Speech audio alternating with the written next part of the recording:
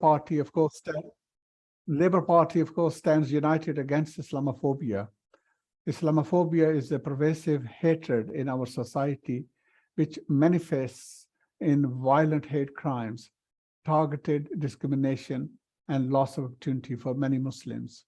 Every day Muslims are experiencing Islamophobia. Only recently in Manchester, we had someone throwing a pig's head on top of the roof of a mosque.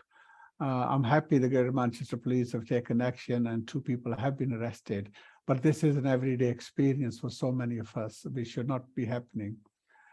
We had to root out anti-Semitism, which had affected our party, and we are serious about tackling all forms of discrimination. And that is why we also have new codes of conduct to tackle Islamophobia, Afrophobia, and anti-Black racism. We've just coming out of Islamophobia Awareness Month, and we've seen again how Labour Party has been leading on it.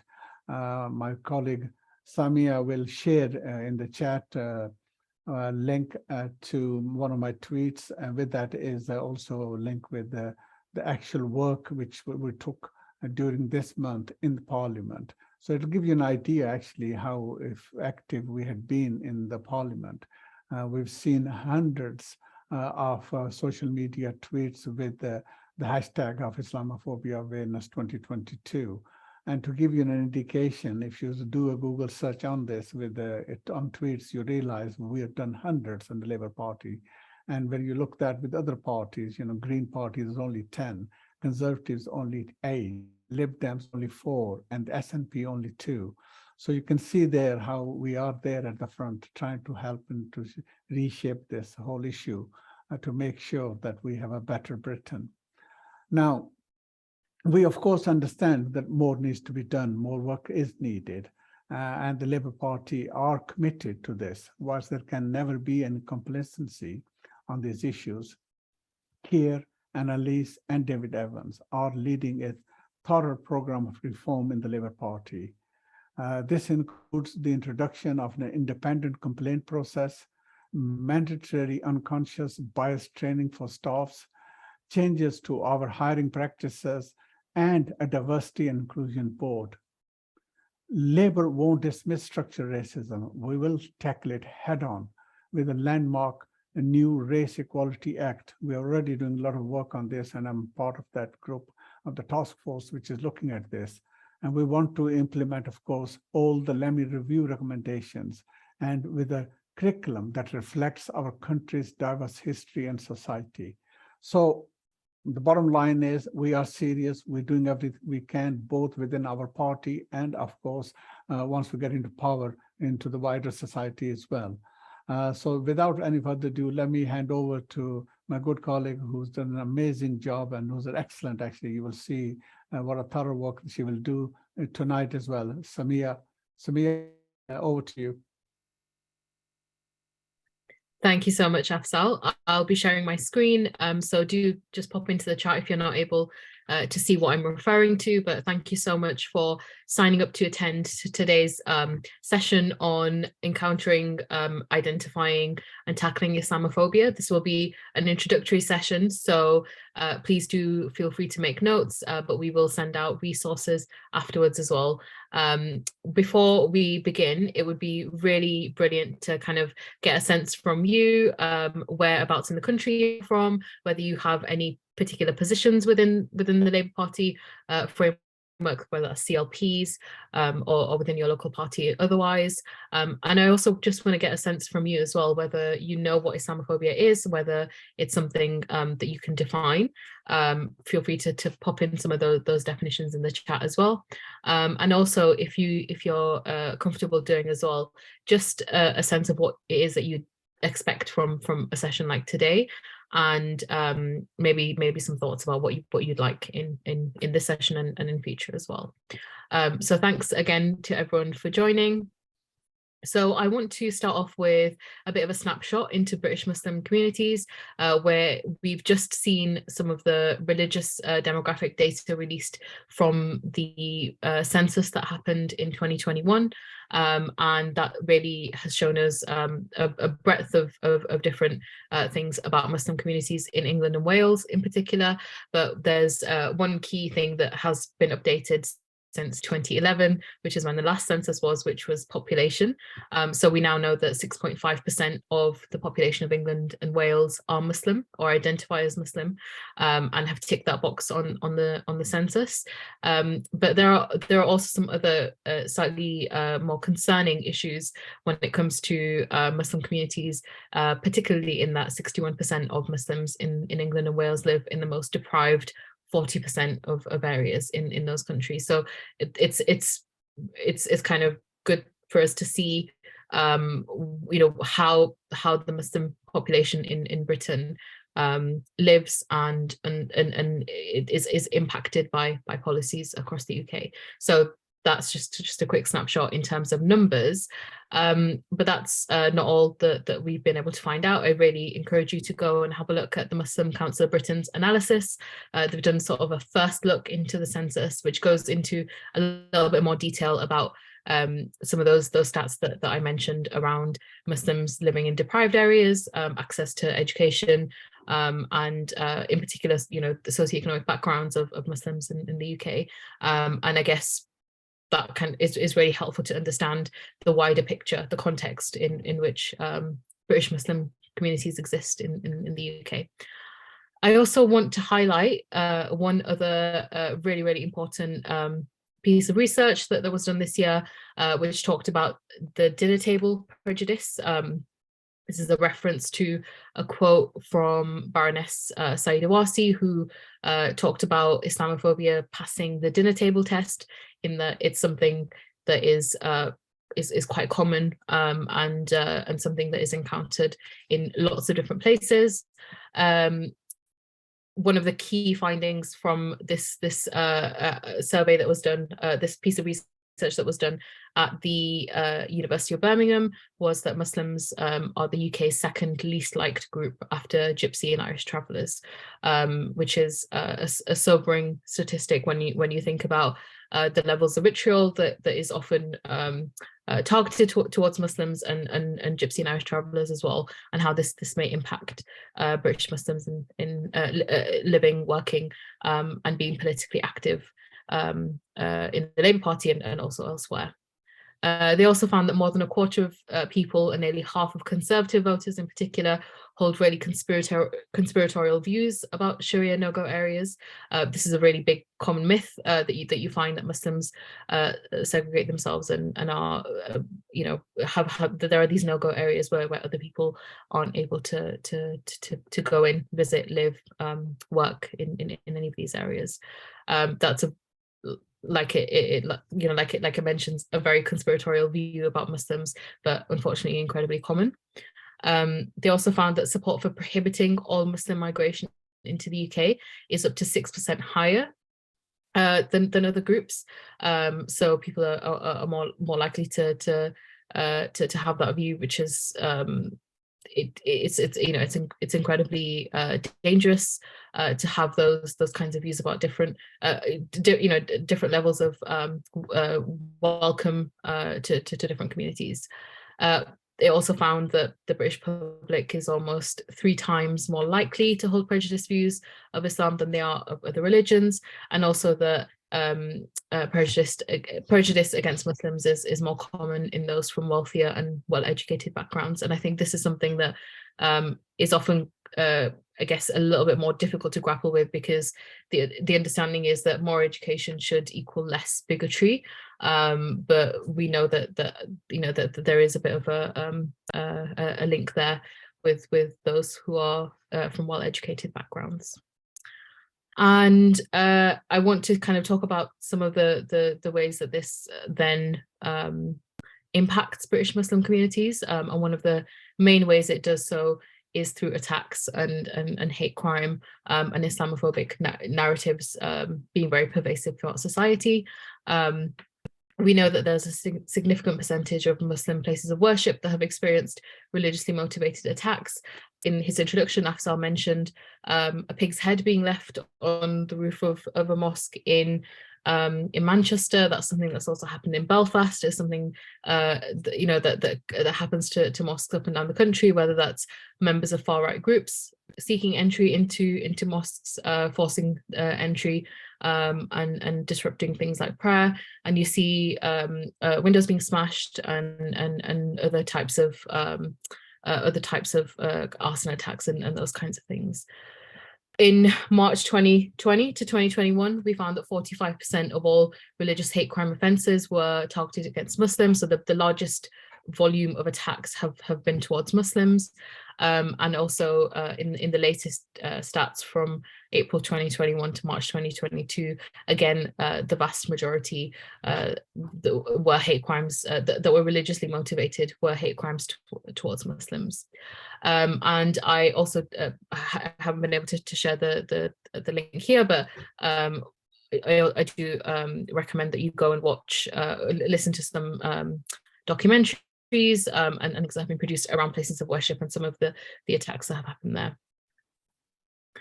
When it comes to Islamophobia itself, it's really, really important for us to be able to define it, and that's something that the Labour Party has adopted, a full definition along with all major political parties aside from the government, aside from the Conservative Party, and this came out of a consultation that the all-party parliamentary group on British Muslims did, which looked into building up a working definition of Islamophobia. So lots of Muslim and non-Muslim MPs came together to work on this. And like I said, this is one that has been formally adopted by the Labour Party.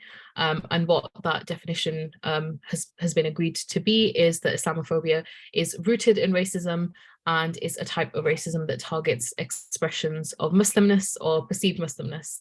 And that might well throw up a couple of questions, and that's something that we've seen in particular around the discussion. There are good faith discussions around why there is a definition of Islamophobia, and there are bad faith discussions as well. But in terms of thinking about the key questions that come up around around defining Islamophobia as a type of racism, you see that people often question that Muslims are not a race, that they're not from one ethnic background. We know from the British experience, not from the same ethnic background or the same socioeconomic backgrounds, that there are so many differences in Muslim communities in the UK. How can we treat bigotry against them as a type of racism? But the important thing to remember is that Muslims are increasingly treated as a homogenous group, despite the incredible diversity in who they are, but also in particular that as a group they are racialized and discriminated against based on some of those markers, like name, like their cultural identity, like their beliefs, or even their perceived beliefs as well. And that's why it's really important to understand how bigotry really works in British society. And then when we look at the concept of Muslimness, again, this is a vague term, but it's defined as an expression. It's something that is it's something that's different from community to community, but it's a range of features that allows an identification to be made. So, for example, the fact that I wear a headscarf is one marker, but it's associated with being Muslim or having a Muslim identity.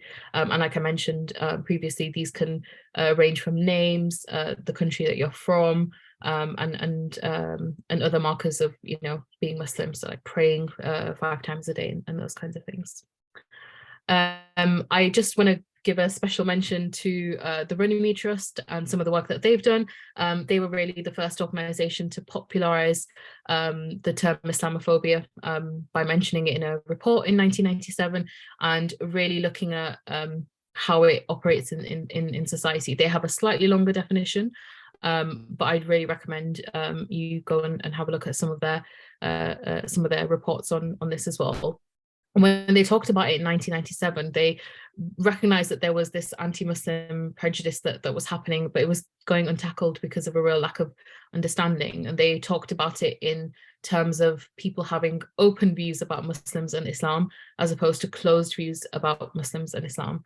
But the key thing, I think, from 1997 is that there was a real sense of urgency, that this is a dangerous feature of contemporary affairs, and that it needs to be tackled straight away. And I'll leave you to your own conclusions, what that means for us, the fact that, yeah, we're now in 2022 and still talking about the same thing.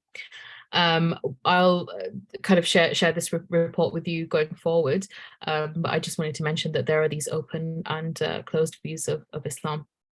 I want to kind of move on a little bit to talk about tropes, and these are in particular ways in which you will see Islamophobia being presented in society. So sometimes you might see it in one way, other times you might see it in another way. So for example, attacks and physical types of hate crime are slightly different manifestations of Islamophobia, as opposed to discrimination in the workplace, or being held to different standards because you're Muslim in another part of your life. So it's really important to think about how Islamophobia presents itself differently for different people, and within different organizations as well.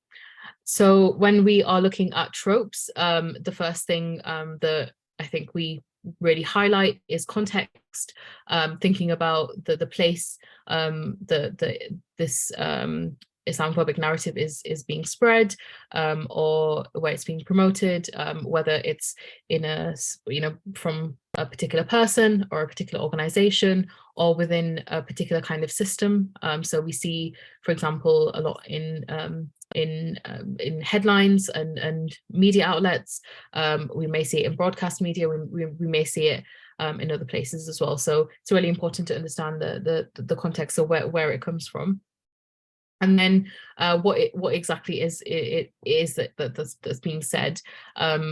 There's a real kind of tendency to think about things like freedom of speech and put them almost on the opposite side, and think that freedom of speech cannot exist at the same time as laws to protect certain communities. But there's you need to really think about what's being said, and what's, or alternatively what's being done, and look at that objectively.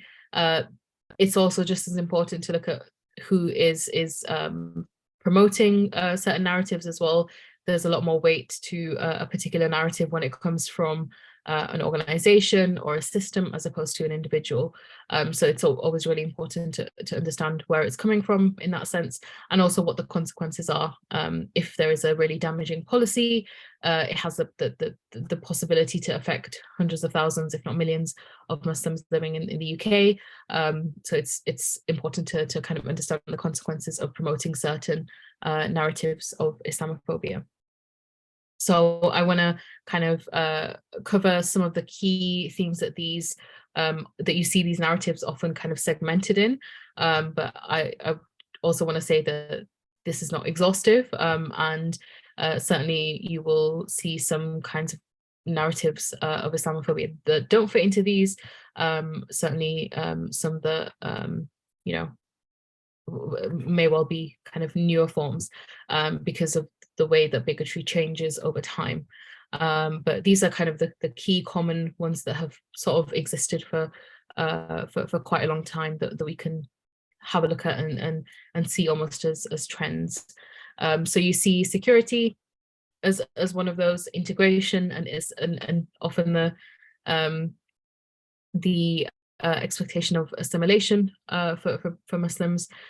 You see misogyny as a particular one, this idea that Muslims have a particular strain of misogyny that is much worse, and has much further reaching consequences.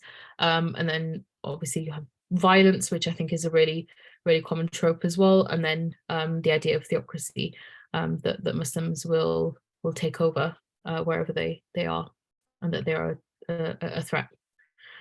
So in the last sort of 10 minutes that I have, I want to go over some of the examples that are part of the overall APPG definition. So the definition itself comes with a set of examples to help identify what could potentially be Islamophobia, or what Islamophobic narratives in society will look like. And I'll go through these one by one. So the first one talks about the calling for, aiding, instigating, or justifying the killing or harming of Muslims in the name of a racist or fascist ideology or an extremist view of religion. And this is something we really see, particularly from the far right, emboldened as much as they can be, but we see this particularly frequently in the kind of language used by the far right about Muslim communities. And Muslims in particular.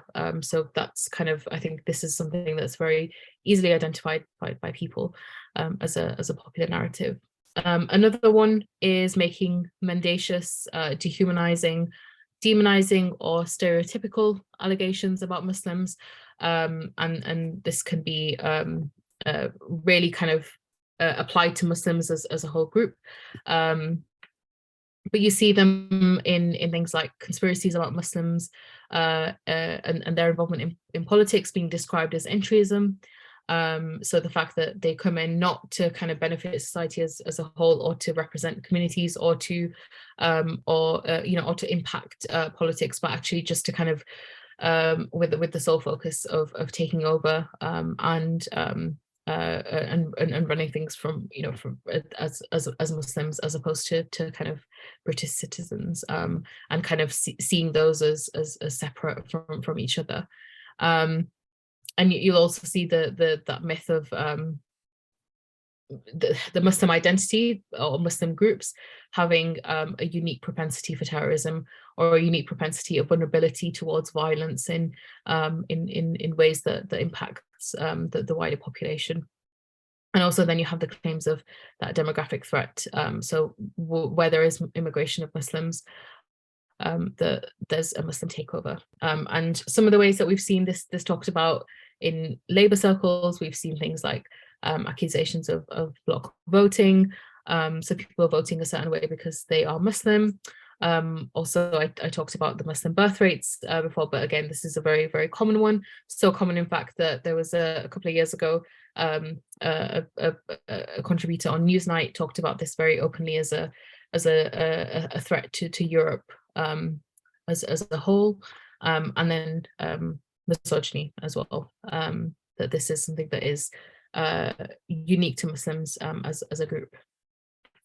We also have things like accusing Muslims of being responsible as a group for real or imagined wrongdoing committed by a single Muslim person, or a group of Muslim individuals, or even for acts committed by others as well. And this is something that happens very, very frequently in the aftermath of violent attacks across the world. You see that there are often,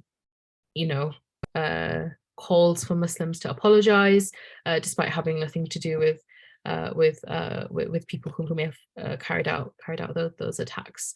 You saw a lot in the kind of discussion around the so-called takeover of schools by Muslims in the Trojan Horse affair in Birmingham, and then similarly as well when there are attacks or terrorist attacks across the UK or in Europe. Another key feature is the accusation that Islamophobia is exaggerated, or that it's invented, and that any kinds of kind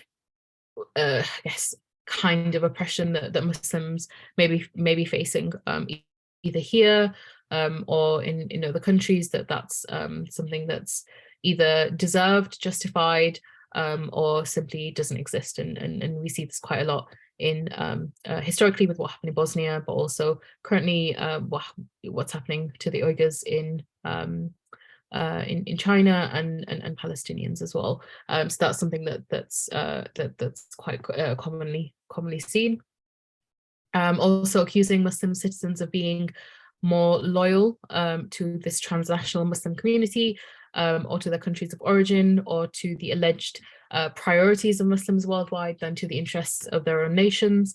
And again, this is something that you'll see from questions asked towards Muslims in public life, questions about where their loyalties lie. And often it's kind of split into a couple of different, depending on the kind of Muslim that they are, split up into a couple of different key accusations, whether that's allegiance to Saudi, allegiance to Iran, or allegiance to so-called terrorist groups or other countries, other states, or non-state actors. So you see this kind of accusation that Muslims aren't loyal to the country that they're in.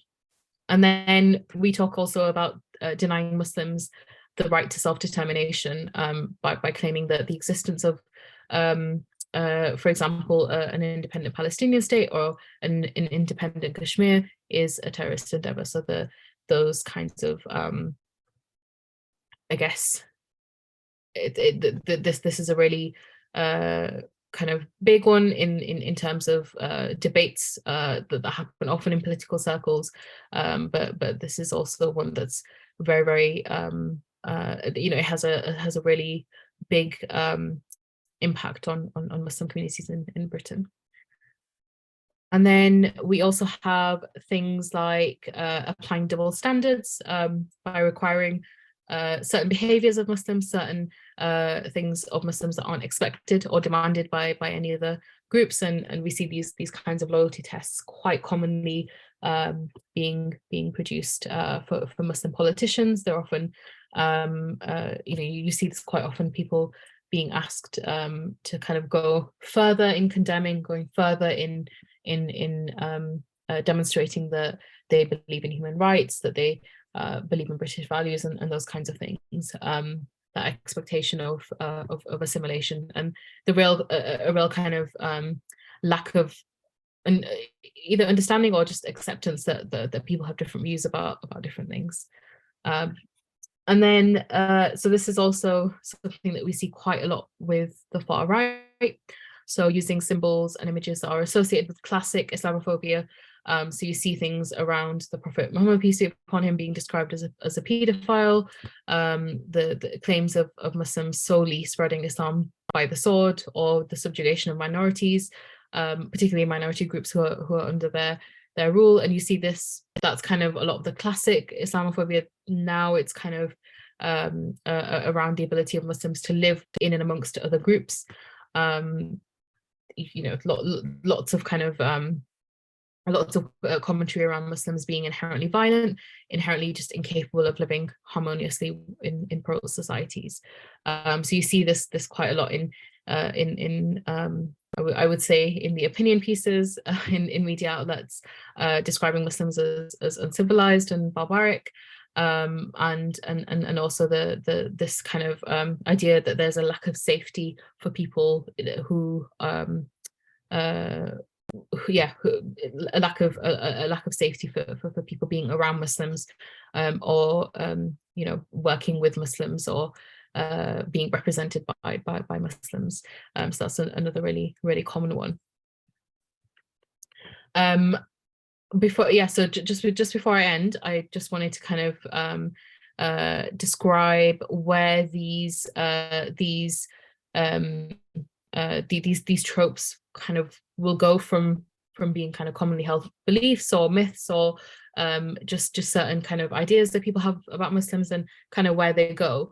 If you look at the conspiracy theories that are really kind of widely held, whether that's amongst the far right, whether that's amongst actually large swathes of voters, or just in general society, you see myths and really, I guess, really the things that are like completely untrue being held as beliefs quite firmly. So you see that in a very conspiratorial way. You see that across society, but the way this then turns into societal attitudes, you see people being unwilling and unwelcome towards Muslims, You see people, you know, refusing to work with Muslims. You may see people refusing to interact with Muslims on an individual level, but then you see the way societal attitudes benefit political parties, benefit those who seek to divide communities as well. You also see it in terms of hate crime and abuse as well. That's something that I mentioned at the beginning of this presentation, but there's a real there's been a real upsurge of attacks either towards Muslim institutions, to Muslim individuals, to Muslim groups and communities. Those kinds of attacks are continuing to stay quite high in comparison with other religiously motivated hate crimes or abuse, and then also structural as well. And I mentioned, again, this is something I mentioned at the beginning, but in terms of where Muslims live in the UK, particularly in England and Wales, because we have a lot more data there, but looking at how Muslims are discriminated against in the workforce, how they you know, really simple things that you would think are completely free from bias, but you know, being able to go and find home insurance or car insurance, you know, being able to go to an interview, all of those things are really tainted, and the impact that Islamophobia has is very structural across all aspects of British Muslims' lives. So whether that's health, education, employment, or just in general life, in public life, participating in society as well. So there are a range of effects that these tropes will have, and you know, we can go into much more detail talking about you know, how these impact then all these different parts of parts of our lives. And there are a couple of stats I just wanted to share as well before I pass on to Alex, just around the experiences of Muslim members and supporters of the Labour Party. From the Labour Muslim Network, we found that over 1 in 4, so 29% of them have directly experienced Islamophobia in the Labour Party, and then, you know, over a third, 37%, have directly witnessed it as well. And this is something that is, I think, incredibly key to think about when it comes to identifying and tackling Islamophobia, which is, you know, starting in our own circles. So I'm going to pass on to Alex to go over some of the complaints procedure.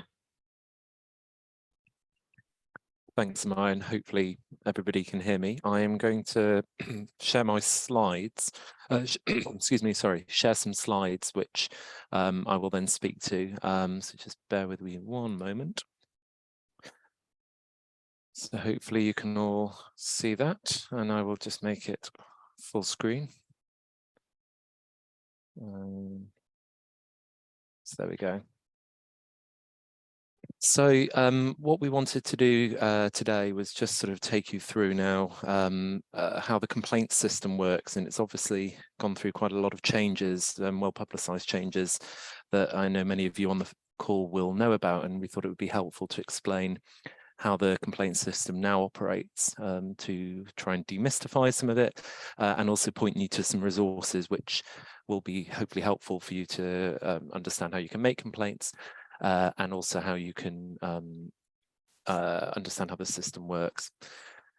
So in terms of, in terms of where are we now, following the EHRC report, which was published in 2020, which was obviously damning and shameful part of our history. Now, of course, the EHRC report was focused on anti-Semitism complaints, but Keir and Angela, when they became leader and deputy leader, and David, when he became general secretary of the party, were quite clear that any response to that had to be shaped across all of the complaint types and those protected characteristic complaints, in order to ensure that we don't have a hierarchy of discrimination in the way that we respond to that report and in the way we implement systems and processes to ensure that that is never replicated again for anti-Semitism, Islamophobia, or any other type of complaint.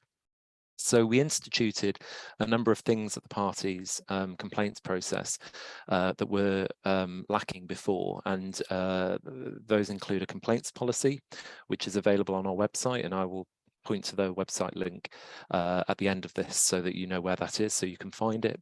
That is updated. It's an evergreen document and is regularly updated, and that sets out the parameters from which we will investigate complaints. I should say, incidentally, I'm the Labour Party's Executive Director of Legal Affairs, and one of the units reporting into me is ultimately the Governance and Legal Unit, and we have investigators there. Within that, there are a complaints and disciplinary function, which looks at the complaints that fit under party rules and may encompass complaints relating to protected characteristics. So a complaints policy is not just about the protected characteristic complaints, but it's about all the types of complaints that we will look at. We also have a separate document, which is a complaint handling handbook, in order to ensure that when somebody makes a complaint, or where somebody is the subject of a complaint, the process is demystified and explained to them so they can understand what they can expect from the process and the different stages. And I have got a slide to show what in a kind of in picture form what that looks like, which hopefully will make that a little bit clearer.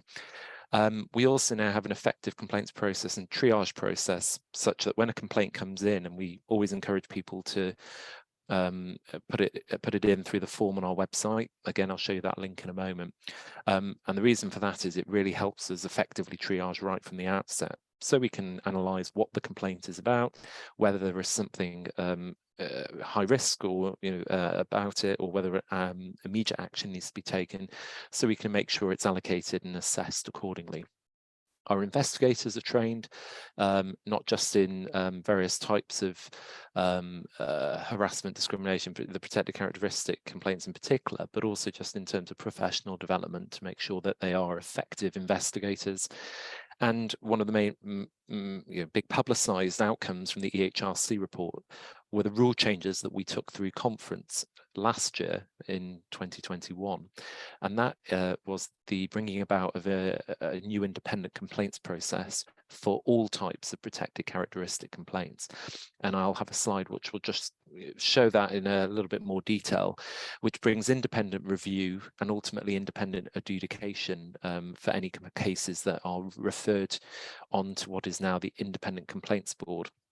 And overall, all of this is now data-led, what with the complaints triage process, with the revamped process, which is much more effective. And as I say, the point of entry, ideally being through the website, we're allowed to track and monitor trends to see whether or not we have bottlenecks in the system, but also to see whether or not certain instances out there are the cause or trigger for complaints, whether it relates to somebody's conduct on social media, somebody's conduct at a CLP meeting, or what have you.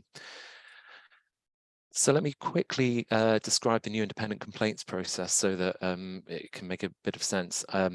This, it looks a bit scarier than it is, but essentially is just tracking through the journey that I described. And so where a complaint comes in at the left-hand side, as I said before, it will be triaged and assessed, and then we'll be assuming that it is a complaint pursuant to our complaints policy, the document I mentioned earlier. Then it will be allocated to an investigation and governance officer, and then we'll go through the full assessment. And that might involve immediate assessments that need to be made, potentially about administrative suspensions, depending on the nature of the complaint and whether or not any of those guidelines are triggered. But otherwise, the investigation flows through, and then ultimately it will be referred to a panel of our governing body, the National Executive Committee, the NEC, who are the ones responsible for determining the outcomes of these complaints. Now, that NEC panel can refer that on to, previously it was the National Constitutional Committee. Now it is a brand new body called the Independent Complaints Board. That is made up of 12 independent members, where panels are chaired by a lawyer, an independent lawyer. So any cases that previously were the remit and referred to the NCC, if it's a protected characteristic complaint, that no longer involves the NCC, and it now involves this brand new Independent Complaints Board, which has been fully operational since April this year. As I say, the panel will be chaired by a lawyer, and it will be made up of 2 other members, one of which is an HR or regulatory expert in these sorts of matters, and the 3rd member is an ordinary lay member, a party member, who's been a member for at least 5 years with a clean disciplinary record. If it's not referred to the now ICB and the NEC, it's within their remit to determine, and at least around 80% of these types of complaints can be determined by the NEC fully and finally there. Then previously in the old system, once the NEC made a decision, that was it. It would be ratified and the outcome would be notified to the complainant and to the respondent. So the respondent is the person under investigation. If the NEC had determined that Joe Bloggs should be given a 6-month punitive suspension for having engaged in conduct that was determined to be Islamophobic or anti-Semitic or racist in another way, then once that decision was made, it would then be ratified, and it would be sent out, the notification, and it would be in force. What we have now sandwiched into that is a review mechanism, and you can see there it says IRB ratification/veto. And what that means is actually before that decision can be ratified and notified to the respondent, an independent lawyer must first review it. And this is a different board. It's not the ICB, the Independent Complaint Board. This is a panel of 6 lawyers who sit on the Independent Review Board. And every time there are NEC panels, we have a different lawyer rotated. They review all of the outcomes from an NEC panel meeting that involves protected characteristic cases. And before it can be ratified, the lawyer must be satisfied that the NEC has reviewed all the evidence properly, has reached their decision according to the relevant procedures, codes of conduct and guidelines, that effectively the NEC has done everything by the book. And that's by the rule book, by UK law, by our codes of conduct that may apply, and any other guidelines or procedures that may apply. Only when the tick in the box, so to speak, for each of those happens, only then can the decision proceed to be ratified and then the respondent notified. If on any of those metrics, the independent lawyer determines that the NEC panel has erred in some way, and of course they can inadvertently, it doesn't have to be a malign, malicious reason. It could have been simply that the decision making in the record of the decision, the minutes, is not clear enough, or it could be they've inadvertently misconstrued the relevant code of conduct. Then that decision is vetoed. And what that means is it's annulled and it cannot be ratified, and therefore it cannot proceed. And instead, it must be remitted back to a different NEC panel, and they will get the same paperwork, and they will also be told that the Independent Review Board lawyer vetoed that for the following reason or reasons, and then the new NEC panel at the next available opportunity will then make a new decision. And again, that will then have to be ratified, verified by the IRB lawyer. If it's not, it would be vetoed again. Of course, if they consider that everything was done by the book, it will be verified and it will proceed to be notified to the respondent. Now, this next slide might slightly visualize that a little bit clearer than but hopefully this makes it a little bit clearer. The green on the left is the Independent Complaints Board. So where the NEC either refers something onto the Independent Complaints Board or determines that they can't deal with it because it's not documentary evidence, then that will go through that green process, which is the Independent Complaints Board chaired by the independent lawyer. If, on the other hand, and as I said before, around 80% roughly of the cases that in this case can go through the NEC procedure, which is on the right-hand side, then the panel will make a decision, as that middle orange box suggests, but then the independent lawyer, the first of the long blue arrows, drawn from the Independent Review Board, must review it, and only if they verify it can the decision be ratified. If, however, they veto it, as the bottom right box says, the decision is not ratified and it must be remitted to a fresh panel. So at both opportunities, the NEC and now the Independent Complaints Board, we have this independent scrutiny. And as I say, this applies to any protected characteristic complaint now. This is not specific to one type, so Islamophobia complaints would now go through this process, and this has been operational as of April this year. So if I just explain how you would make a complaint, because as I said, it's really important that where possible, complaints come in through our website, because it allows us to track those trends. It also allows for the effective triaging. It's done through our website, and that is labour.org.uk/complaints. I'll share the link at the end, and we'll make sure it's circulated after this. Now, what we do apply here is the Macpherson principle, which is that box on the left, which is where we will treat a complaint as a complaint, and of course then assess it, and that is the point of the qualitative assessment against our complaints policy, against our rules, to see whether or not it is a complaint. When making the complaint, and this is the box on the right-hand side, you can see that we actually do allow for a complainant, when they are making the complaint, to specify what the complaint can be. And of course, a complaint can constitute, it can be more than one box. You know, quite often we find that complaints transgress a number of areas. They don't, you don't have to just click one box. If more than one box applies, then so be it. Of course, that's helpful for the monitoring and tracking right at the outset of the complaint journey. But of course, as part of the triage and assessment process, if we analyse the complaint and discover other elements apply, we will of course investigate those. Don't think that if you don't click the right box at the beginning, then that's it, we won't look at it. That's what the qualitative assessment is about. But we have all these broken down options on the website, which allows people to identify from the outset which of these complaint types might apply. And you can use this website for any type of complaint. It doesn't just have to be protected characteristic complaints, but I am focusing on protected characteristic complaints here because of this discussion, and because this is where we have substantially revised our proposal to bring in that new independent complaints process. The triage and assessment stage constitutes lots of relevant questions for my team to consider. Is it about a current member? You know, the complainant, the person making the complaint, does not have to be a Labour Party member, but the person being complained about, the respondent in the vernacular we use, does have to be a member, because our rule book is our contract with our members. That's our contractual basis for us to have our relationship, and that's where the rules governing disciplinary procedures, but the standards and conduct we expect of our members derives from that rule book. And if they're not a member, we don't have a contractual nexus to them, so we have to check they're a current member. And then of course, as I said, with reference to the complaints policy, we will look if there's evidence of a breach of rules.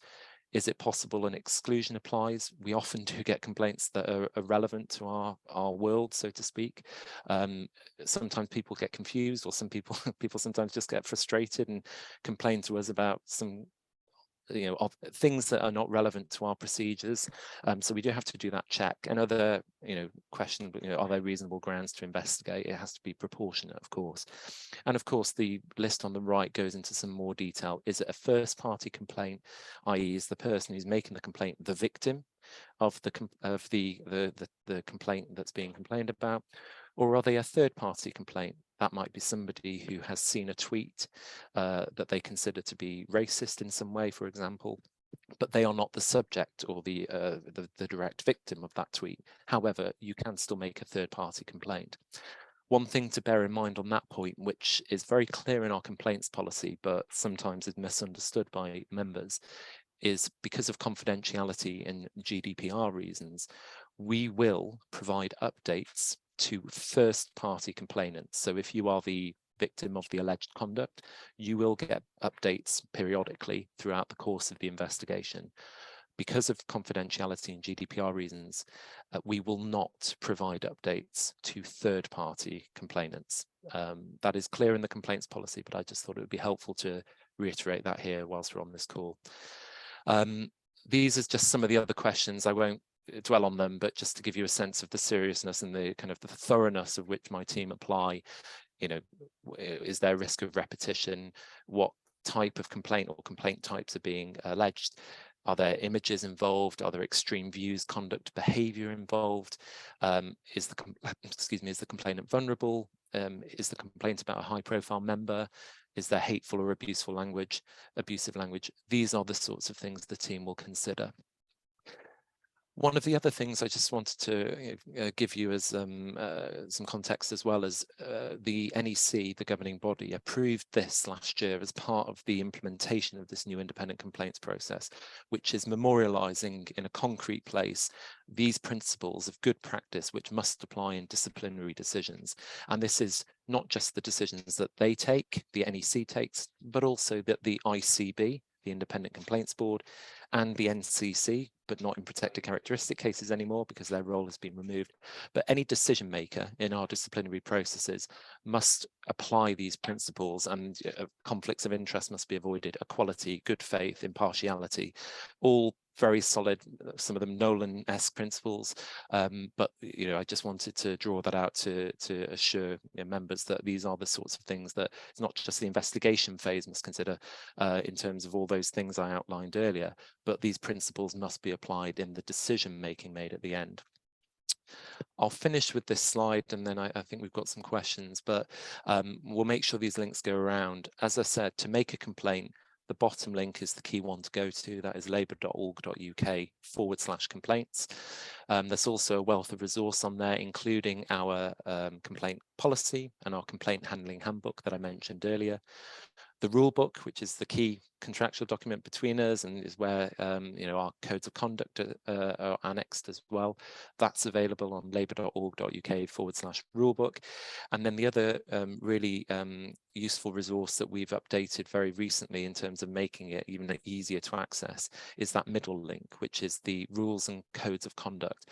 And what we've done is we've broken out each of the applicable codes of conduct, and we do have an Islamophobia code of conduct, as well as an anti-Semitism code of conduct, as well as an anti-Black racism code of conduct, and other codes of conduct, and we are adding to those over time, but those are broken out individually in very clear boxes on that page. So that's also a useful resource, because not only does it explain the standards that are expected of our members, but it also seeks to give illustrative guidance and illustrative examples of what Islamophobic conduct or anti-Black racism conduct may look like, because we appreciate that sometimes these illustrative examples are helpful for members.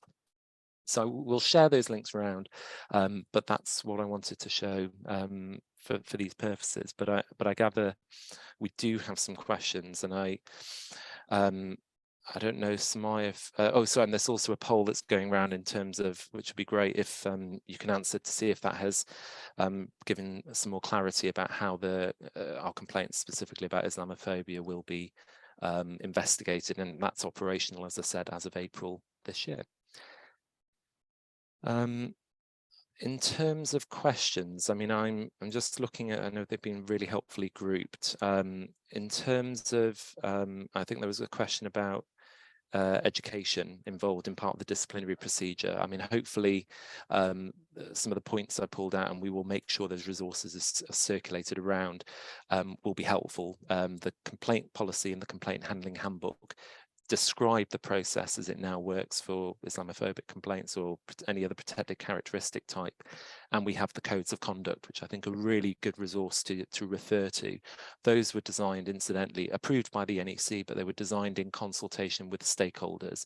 So we didn't do it in isolation. And the same for the anti-Black racism code. We're developing an ableism one at the moment. So these are done with various stakeholder inputs, but those are useful resources to go to. Samaya, I don't know if you want to. Yeah, I can take go to a question. Yeah, I think there's a couple here for you. Also, I just look at some of the other ones, see if I can group my answers on those. So we had a question around how these beliefs can be changed, or I guess on a wider scale tackled. I think the first thing to kind of focus on is understanding where these narratives originate from and who benefits from their proliferation in society. And unfortunately, what we see with Islamophobia is that a lot of people with power in society, whether that's politicians, certain think tanks and certain groups, certain media outlets, will promote unfair, biased, inaccurate stories about Muslims, and myths and conspiracy theories. And with that kind of backing, it often means that we need to take a much more of a collective approach to tackling Islamophobia. So when it comes to these beliefs, my kind of firm belief is that making sure that there is solidarity between groups is really important, so that it's not just one community alone that's facing a particular type of racism or oppression, that it's actually something that's tackled and focused on by by people working together.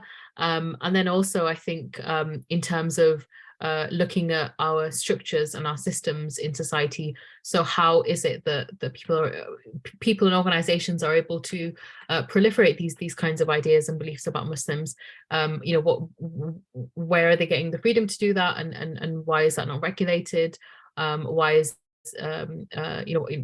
what are the structures and the processes that allow these things to happen? So I think taking a really critical look at where this comes from in society. And with Islamophobia, it's relatively easy to see that it does a lot of the time come straight from the top of society.